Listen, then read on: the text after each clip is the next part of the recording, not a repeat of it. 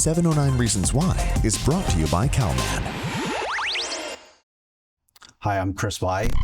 I'm a color scientist, and what I do at BenQ and my team is we actually involve a lot of color standards and color research at BenQ. So my team actually is called Color Technology Lab. So what we do is we focus on the research, color research, not for the product right now, but for the products 3 years or 5 years later.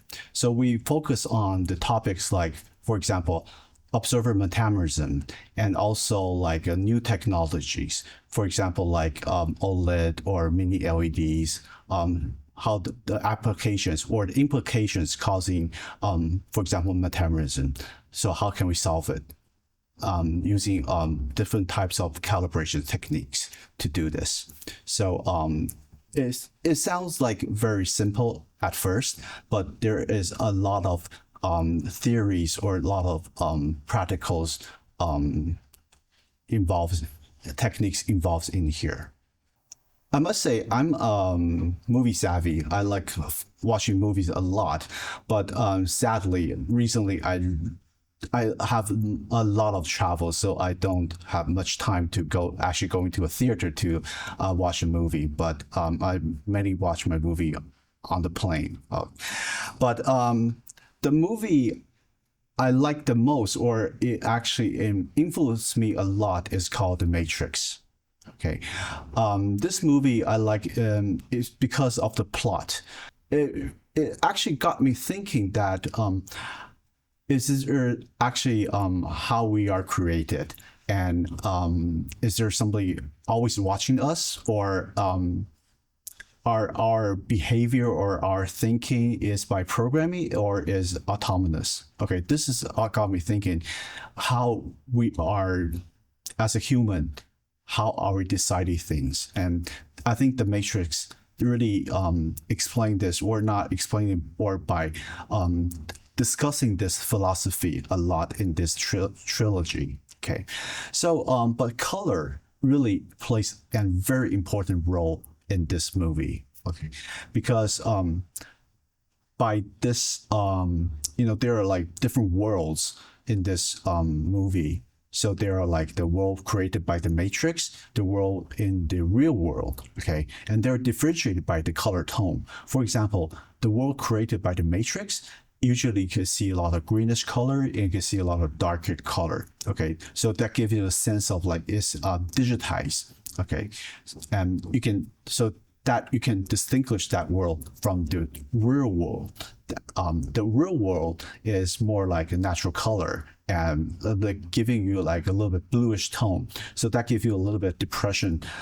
So you can feel like, oh, they're depressed by that depressed feeling. Okay, so this is a really good a color cue that give you like a sense of like, okay, what we're talking about, and you don't get confused very easily when you're watching this movie. So color plays a really important role in this movie, and that's why I like this movie a lot. And I really spend a lot of time in this movie, and even now I usually watch a couple times when I have time to think about this, the philosophy and what they are talking about. And especially in this part, when they have something important to discuss, they want to explain of the philosophy behind this movie, they give you a white space. They put the characters in the like white room or natural space, because that will actually let the viewer to concentrate on the discussion. Okay, because white, usually there's no disturbance around them, right? So the audience will focusing on the discussion they're having. So you can be more focused on what they're talking, what's the dialogue. I think that's a really great use of the color. So you want to have this color as a cue for your movie. So the most important part is get the color right for your viewers, for your audience. And there must be someone to decide how the color should look like for this film or this movie, right? So that one for the movie should be the director. And if you want this color to be accurate, right? So during the whole color process, all the monitors, all the displays, or even the projectors, you have to be color accurate. They have to be calibrated.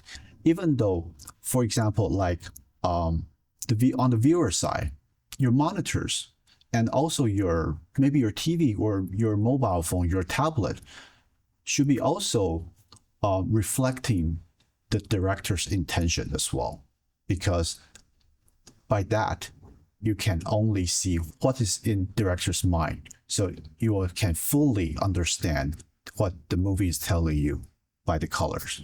By choosing this field is actually trying to solve my own problem, because when I'm facing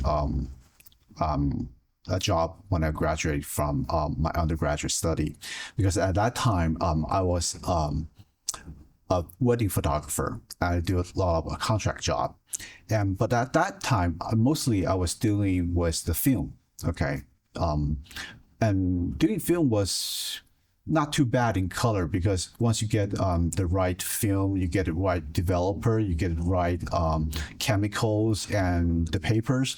If you get all the same stuff and you go to the same developer and find the right people to do that, you get a pretty consistent output, pretty consistent color every time. Okay, but if you when that time is a era when you transition from the film to digital. So I bought my first digital DSLR at that time, and I tried it a couple times and with my shooting.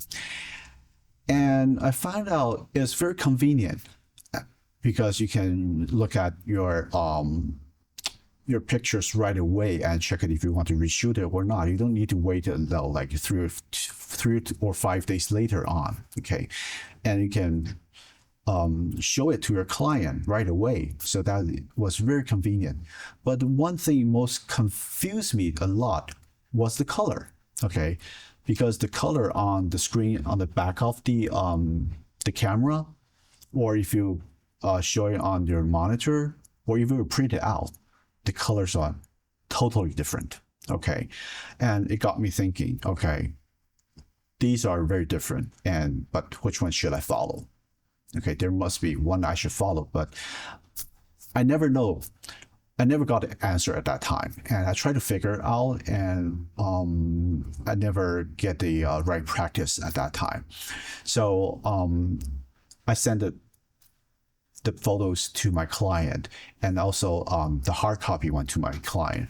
They don't match at all, and my clients were not happy. Okay, because they look at on their monitor and they believe the monitor one should be the one they're looking at. And when they receive the hard copy ones, and they're saying, well, this is not right. You should reprint it. You should redo it.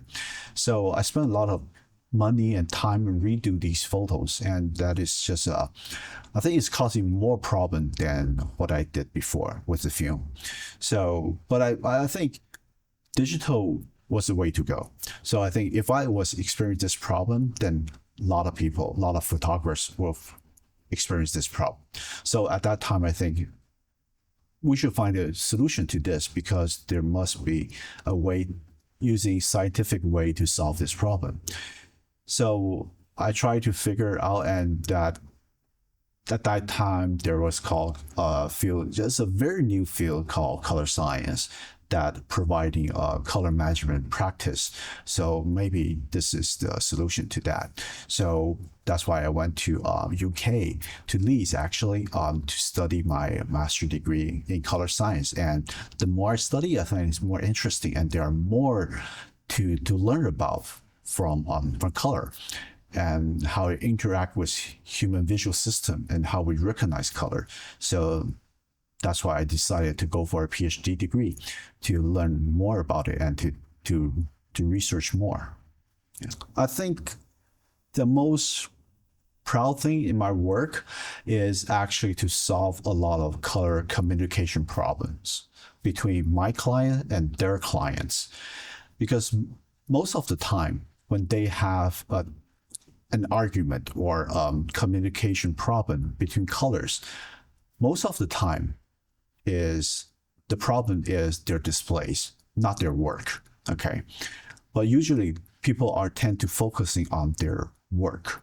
Okay, so my client usually call their designer. They say, well, it doesn't look right, so you should redo your work. And the designer said, well, on my end, it looks pretty okay, so I don't want to spend any more time on this. And this argument just go on and on and on. And just spending so much time and effort on just going on with this argument.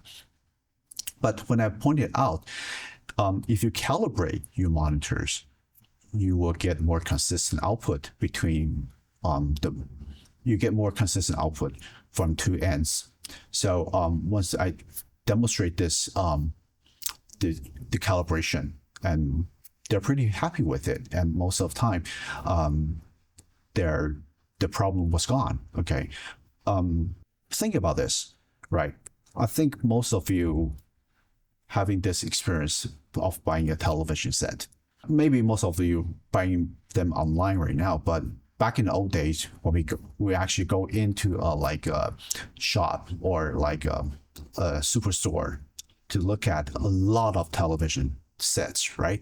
So you will actually go to pick one from like maybe 20 of the television sets, but to look at the one you like the color the most, right? But they're actually playing the same content, the same video or the same photos, right? But have you think about this? If they're playing the same content from the same source, why they look different on different TV, right? So there must be doing something wrong or doing something different for each television. So this is why we get different results from the same content, but on different either monitors or television.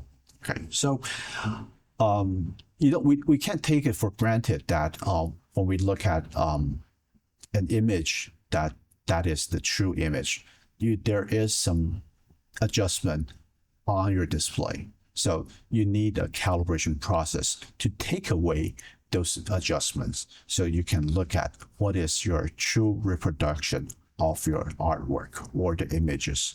So that is, I think, having this education out to my clients or their clients and solving their communication error or communication argument. I think this is one of my proudest moments. So this monitor here is our BenQ SW272Q. So this monitor is actually a professional monitor with a hardware calibration capability. And this is also Calman ready. Okay. So what this monitor does is actually, we call it doing nothing. Okay. By doing nothing is the definition is actually truthfully reproduce your content. So if you look at your content and it looks really good, then it is your job, which you make a really good image out of the program. Okay, so but if you find there's something wrong with the images or the artwork, then there is a chance that then you can fix it right now before you send it out to others. Okay, so this is what we call truthful reproduction. But it sounds easy, right? It sounds that we're not doing anything, but believe me, there is a lot of work to do, because if you want your artwork or images to be truthfully reproduced, then this monitor has to be standardized, has to be calibrated properly in order to show your truthful reproduction of your artwork. So basically you need to the color temperature, the brightness, the color gamut, the gamma value has to all to be calibrated properly. Okay, so this we do it at the factory level, or you can use the Calman solution to do this. Hardware calibration is actually you write all the calibration data inside the monitor itself, and this actually provide a more accurate calibration results to the user, like the content creator or all the designers or all the photographers. Okay, why is it important? Because you really need a really good calibration result, so in order to have a good truthfully reproduce color out of this monitor. Okay, so only by hardware calibration you can achieve this level of accuracy. So that's why we recommended that for people who actually need a really good color accuracy, that hardware calibration is your best shot to do this. And Calman provide a really good solution to this. So by Calman Ready, that means we allow the Calman software to actually writing data into the monitor itself. So to achieve hardware calibration, to achieve the accurate color accuracy for the content creators. So that's why we need a periodic calibration and to get the more accurate result. Games nowadays are really getting the using the same techniques, post-production techniques like the movie industry. Playing a game is now like getting into a world created by the gaming vendors. Okay, so in order to do this, color, it has to be accurate from the game director or the art director from the gaming vendors.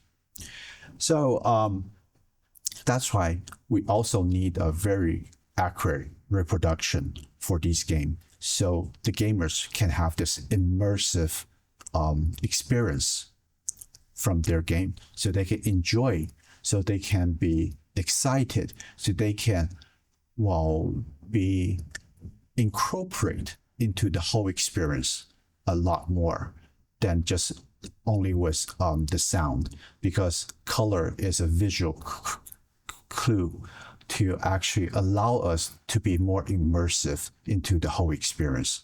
And by allowing the accurate color approved by the art director, then you can get the message, the same message that the art director would like to show the gamers in the same game.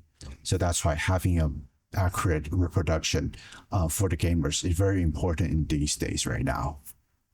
I must say, between Portrait and BenQ, we have been collaborating for many, many years. And this is a really good collaboration because from our users, we get a lot of good feedbacks because we have really good hardware, and Calman is a really good piece of software. And combine these two together, the users can get a really, really good experience from the software combination with hardware. So to enhance this experience right now, I think the post-production industry is looking for a more integrated solution between not only the monitors, but also maybe monitors with the projectors as well, and also maybe monitors also with the signage as well, because integrating all different kinds of different displays, having consistent colors across this display will be a very good, unique solution to this post-production house nowadays. Imagine this: if the client walk into the studio and they look at this around, because you will definitely see monitors, you can definitely see signage, maybe in the hallways or maybe in the meeting rooms, and you'll see projectors in the viewing room, and they all look the same. You're displaying the same color. They'll be impressed. They'll see how you emphasize in the color, and they'll say, wow, this is your core value, and this will be, they'll be very, very interested in putting their work to you, right, in the studio. So I think together with Portrait Display and also with BenQ, we both have really good products together. So if we can put the software and also the hardware together, we can create this unique collaboration between us and to create a much more value for this whole industry. I think that could be a very brave but bold next step together. So I hope we can look into that future.